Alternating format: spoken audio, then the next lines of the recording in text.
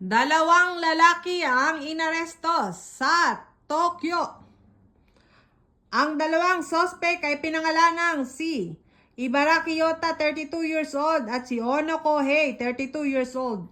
Ang dalawang lalaki ay hinihinalang nanloob sa bahay ng isang lalaking nag-post ng isang expose sa social media at pinilit itong pinaluhod at sinaktan. Kinuha din nila ang password ng account ng lalaki at pinaamin sa ginawa. At pagkatapos nito ay pinaluhod nila ang lalaki.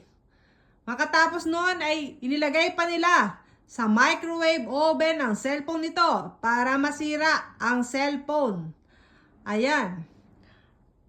Sila rin ay pinag-iinalaang nanira ng ari-arian ng lalaki. Kaya sila ay inaresto.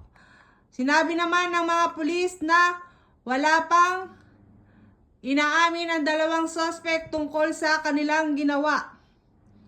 Ayan, makikita nyo guys, ang ginawa ng dalawa, inilagay pa sa microwave talaga ang cellphone.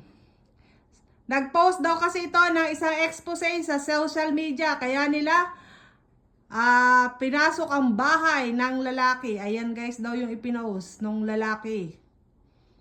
Kaya sila namasok ng bahay.